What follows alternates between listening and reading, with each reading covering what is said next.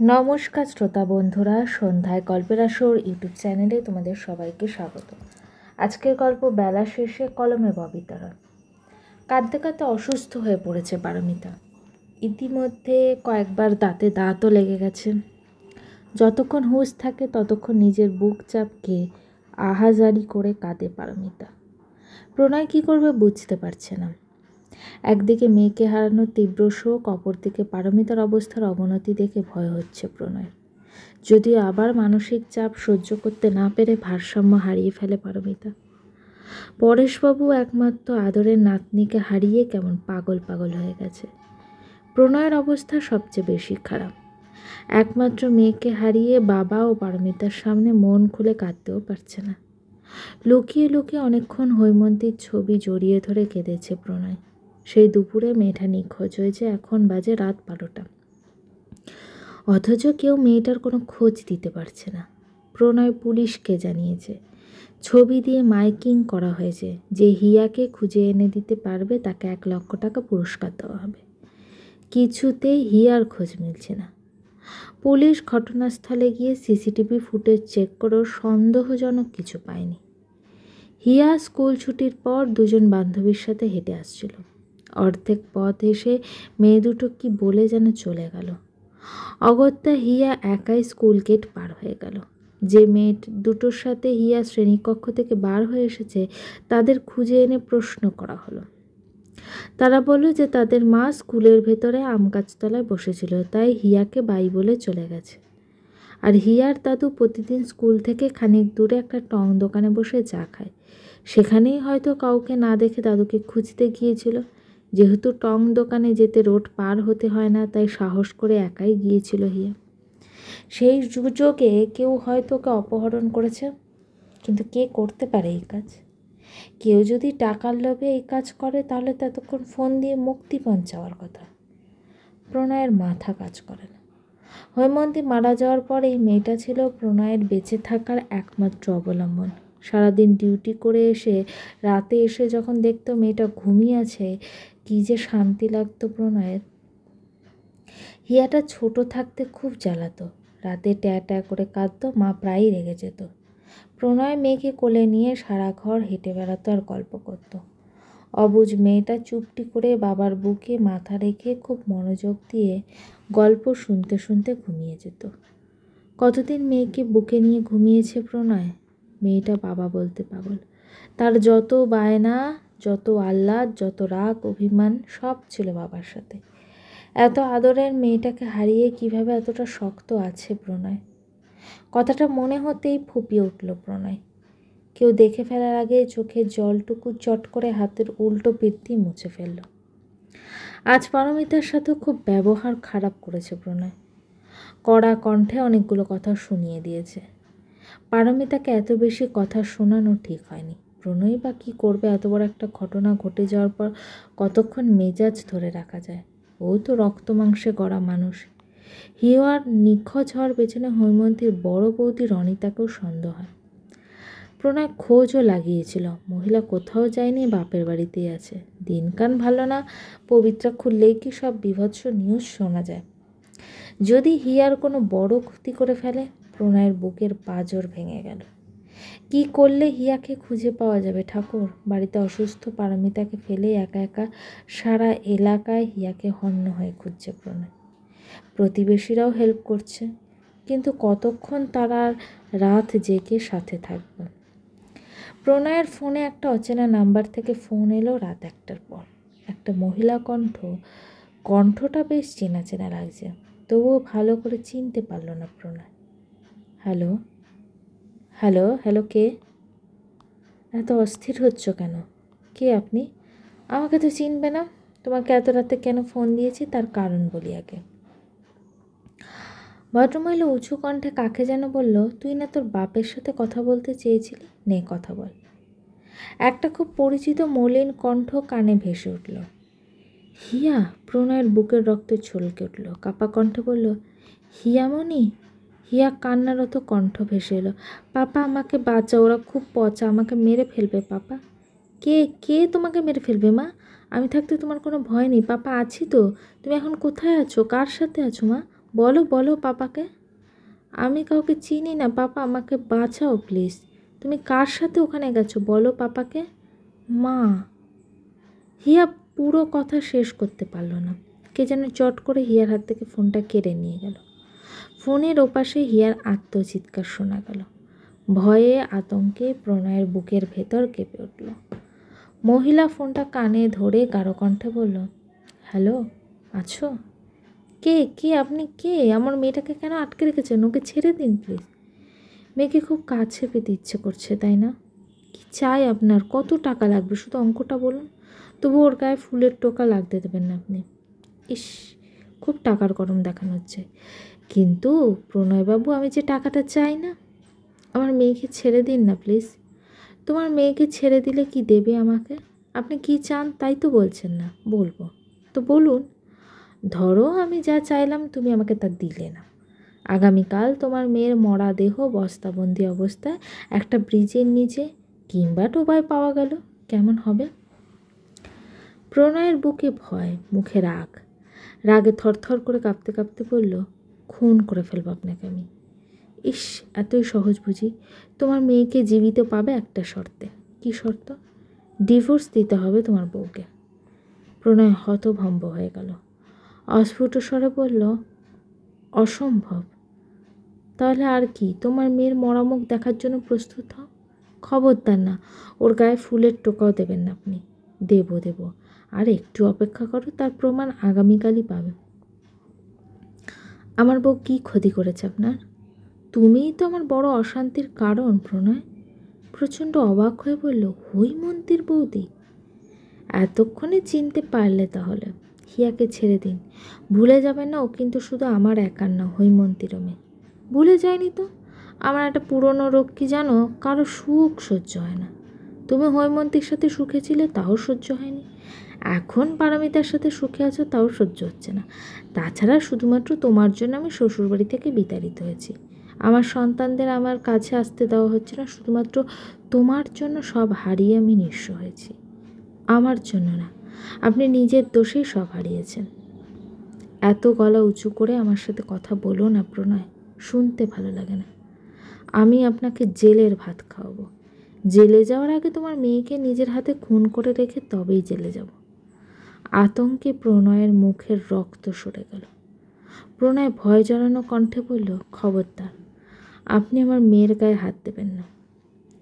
রনিতা কেমন করে যেন হাসলো, কি বিদঘুটে হাসির শব্দ। বলল, দেব না? তুমি আমার কথা রাখো। প্রণয়ের ভয় তখনও কাটেনি। কাপা কণ্ঠে বলল, কি করতে হবে আমাকে? বেশি কিছু না, শুধু তোমার বউকে ডিভোর্স দিয়ে দাও, তাহলে তোমার আদরের মেয়েকে আমি অক্ষত অবস্থায় ফেরত দেবো। আমি আপনার সব কথা শুনব। প্লিজ হিয়ার সাথে কিছু করবেন না আপনি। চালাকি করার চেষ্টা করো না প্রণয়। মনে রেখো, তোমার আমাকে খুঁজে বের করতে লাগবে 3 ঘন্টা, আর আমার হিয়াকে শেষ করতে লাগবে মাত্র 3 মিনিট। ঘন্টার মিনিটের তফাৎটা যদি বোঝো, তাহলে কোনো প্রকার চালাকি করো না। একদিন সময় দিলাম, একদিনের ভেতরে তুমি সব কিছু ম্যানেজ করে ফেলো। একদিকে তুমি তোমার পারমিতাকে ডিভোর্স দেবে, অন্যদিকে আমি হিয়াকে তোমার কোলে ফিরিয়ে দেবো। রাখি। রনিতা ফোন রেখে দিল। প্রণয়ের হাত থেকে খসে ফোনটা ফ্লোরে গড়িয়ে পড়ল। মাথায় হাত দিয়ে ধপ করে খাটে বসে পড়ল। কিছুক্ষণ সময় নিল ধাতস্থ হতে। তারপর পুলিশকে ফোন দিয়ে হিয়াকে খুঁজতে মানা করে দিল। একবার উকিলের সাথেও কথা বলে নিল। তারপর একজনকে ফোন দিয়ে নিচু স্বরে অনেকক্ষণ কথা বলল প্রণয়। ফোনে কথা শেষ করে পারমিতার কাছে গিয়ে বসল। মেয়েটার অবস্থা শোচনীয়, মুখের দিকে তাকানো যাচ্ছে না। ঘুমের ইঞ্জেকশন দেওয়া হয়েছে, যতক্ষণ জেগে থাকে ততক্ষণ কেঁদে বুক ভাসায়। মায়ার টানি বড় গভীর। কে বলবে যে হিয়া পারমিতার নিজের মেয়ে না? প্রণয় বুক চিরে দীর্ঘশ্বাস ফেলে পারমিতার মাথায় হাত রাখল। পারমিতার গালে 1 ফোঁটা নোনা জল পড়ল কি? প্রণয় চোখ দুটো মুছে নিল। তারপর পারমিতার কপালে চুমু এঁকে দিল। পারমিতা ঘুমের ঘোরে বিড়বিড় করে বলছে, হিয়ামণি, ও হিয়ামণি, তুমি কোথায়? মা কষ্ট পাচ্ছে তো, তুমি ফিরে এসো তাড়াতাড়ি। প্রণয়ের ভালো লাগছে না। খুব বেশি দেরি হওয়ার আগেই যা করার তাড়াতাড়ি করতে হবে। প্রণয় আর হাত গুটিয়ে বসে থাকতে পারল না। জামা পাল্টে কোথায় যেন চলে গেল। ঘন্টা 2 পর রনিতা ফোন দিল। প্রণয় এতক্ষণ এই ফোনের অপেক্ষায় ছিল। রনিতার ফোন পেয়ে প্রণয়ের ঠোঁটের কোণে রহস্যময় হাসি খেলে গেল। ফোন রিসিভ করতে রনিতা চিৎকার করে উঠল, বলে, তোর এত বড় সাহস, তুই আমার ছেলে মেয়েকে জিম্মি করেছিস? আর কিছু বলবেন? হিয়ার ভালো চাইলে এক্ষুনি ছেড়ে দে ওদের। প্রণয় দ্বিগুণ স্বরে চেঁচিয়ে উঠল, ওদের ভালো চাইলে হিয়াকে এক্ষুনি ছেড়ে দেন। ঘন্টা 2 আগে সেকেন্ডের হিসাবটা কিন্তু আপনিই করেছিলেন। তোকে আমি নিজের হাতে খুন করবো জানোয়ার। কে কাকে খুন করবে সেটা তো সময় বলে দেবে। আপনার সন্তান যেমন আপনার কলিজা, আমার সন্তানও তেমন আমার কলিজা। আর আমার কলিজায় যে হাত দেবে তার কলিজা আমি কেটে টুকরো টুকরো করে ফেলবো। হিয়ার গায়ে যদি একটা ফুলের টোকাও লাগে, ভগবানের দিব্যি, আপনার ছেলে মেয়েকে আমি নিজের হাতে খুন করব, অবশ্য আপনাকে ভিডিও কলে রেখে। ভয়ে রনিতার গলা শুকিয়ে এলো। বললো, আমি হাত জোর করছি, ওদের ছেড়ে দে তুই। প্রণয় বলল, আমি আপনাকে 1 ঘন্টা সময় দিলাম। হিয়াকে সম্পূর্ণ সুস্থ অবস্থায় ওর স্কুলের সামনে রেখে যাবেন। যদি 1 মিনিট এদিক সেদিক হয়, বুঝতেই তো পারছেন কী হবে। আর একটা কথা, আমি কাপুরুষ নই। কারোর কথায় ভয় পেয়ে কিংবা প্রবাহিত হয়ে আমার বউকে ডিভোর্স দিয়ে দেবো। একটা বিপদ কাটানোর 101টা মাধ্যম থাকে। সোজা পথে না হেঁটে মাঝে মাঝে একটু বেঁকা পথে হাঁটলেও ঠিকই বিপদ কাটানো যায়। আর আজকেই আমি কোর্টের মাধ্যমে বিয়েটা পাকাপোক্তভাবে সেরে ফেলব। প্রণয় ফোন রেখে দিল। প্রণয়ের কথায় কাজ হলো। প্রায় 2.5 ঘন্টা পর হিয়াকে স্কুলের গেটে রেখে গেল রনিতা। পুলিশ বোধহয় কোথাও ওত পেতেছিল। রনিতা হিয়াকে ছেড়ে দেওয়ার সাথে সাথে রনিতাকে অ্যারেস্ট করা হলো। রনিতা গলা ফাটিয়ে প্রণয়ের নামে একগাদা অভিযোগ করল। রনিতার ছেলে মেয়েকে প্রণয় অপহরণ করেছে বারবার বলার পরও পুলিশ বিশ্বাস করল না। রনিতা বলে, আমার কথা বিশ্বাস না হলে আমার হাজব্যান্ডকে ফোন দিয়ে দেখুন, আমার ছেলে মেয়ে নিখোঁজ।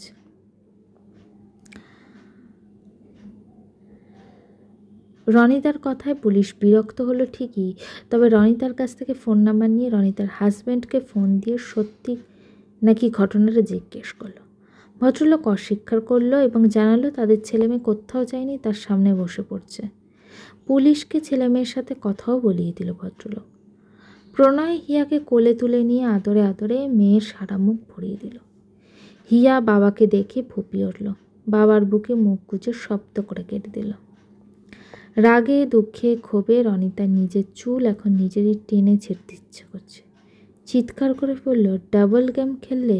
কাজটা তুমি মোটেও ভালো করলে না প্রণয়। এর খেসারত তোমাকে দিতে হবে, কঠিনভাবে দিতে হবে। প্রণয়ের চোখে মুখে একরাশ ঘৃণা। রনিতার খুব কাছে গিয়ে চাপা কণ্ঠে বলল, আমাকে খেসারত দেওয়ার জন্য না তোকে আগে জেল থেকে বেরোতে হবে। দরকার হলে এই শহরের সবচেয়ে বড় উকিলের কাছে যাব আমি। তুই এত বড় অন্যায় করে জেল থেকে কীভাবে বের হস আমিও দেখব। হিংসা মানুষের পতনের মূল। তোর ভেতরের মারাত্মক হিংসা আজ তোকে কোথায় এনে দাঁড় করিয়েছে। পুলিশ, ওকে এক্ষুনি আমার চোখের সামনে থেকে নিয়ে যান প্লিজ। প্রণয় হিয়াকে নিয়ে গাড়িতে উঠে বসলো। মেয়ের দিকে জলের বোতল বাড়িয়ে দিল। হিয়া অল্প একটু জল খেলো। একটা টিস্যু দিয়ে প্রণয় খুব যত্ন করে হিয়ার চোখ মুখ মুছিয়ে দিয়ে বলল, তোমার মামি কি তোমাকে মেরেছে শোনা? প্রণয় হিয়ার স্নেহের মাথায় হাত বুলিয়ে দিয়ে বলল, ভয় নেই, সত্যিটা বলো পাপাকে। হিয়ার চোখে মুখে চাপা আতঙ্ক। বিড়বিড় করে বলল, না। তবে তবে কি শোনা? চুপ করে থেকো না, বলো পাপাকে। মামি খুব পচা, আমাকে অনেক ব্যথা দিয়েছে আর খুব খুব ভয় দেখিয়েছে। কোথায় ব্যথা দিয়েছে শোনা? হিয়া বিড়বিড় করে প্রণয়কে কথাগুলো বলতে রাগে প্রণয়ের মুখ লাল হয়ে গেল। প্রণয়ের চোখে জল। মেয়ের আড়ালে চট করে চোখের জল মুছে ফেলল প্রণয়। কথা ঘুরিয়ে বলল, তোমার মা তোমার চিন্তায় অসুস্থ হয়ে পড়েছে। পাপা, বলো সোনামণি। মামি বারবার বলছিল ওই মহিলা আমার আসল মা না, নকল মা। ওই মহিলাকে তুমি খারাপ উদ্দেশ্যে বিয়ে করেছো। মা নাকি আমাকে আর আদর করবে না, ভালোবাসবে না। ওনার যখন নিজের বাচ্চা হবে তখন নাকি আমাকে দেখতেই পারবে না। মামির কথা আমি বিশ্বাস করিনি দেখে মামি আমাকে রেগে গিয়ে আমাকে খুব ব্যথা দিয়েছে বাবা, পচা পচা ব্যথা।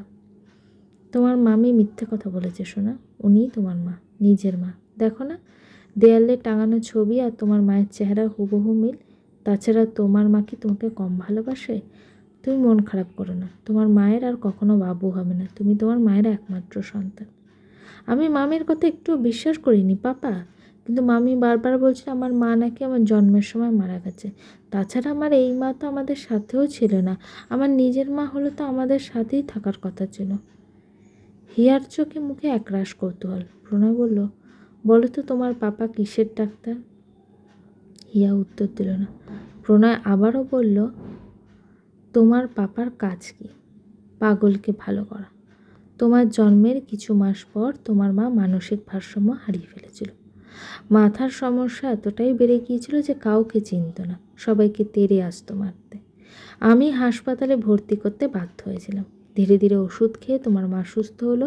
তোমার মা সুস্থ হওয়ার পর তোমার মাকে বাড়িতে নিয়ে এলাম। এখন বুঝতে পারছো তো মা, কেন তোমার মা আমাদের সাথে থাকতো না? এই কথাগুলো তোমার মাকে আবার বলে দিও না মা, তোমার মা খুব মন খারাপ করবে। মা কেন মানসিক ভারসাম্য হারিয়ে ফেলেছিল বাবা? এটা এক ধরনের রোগ মা।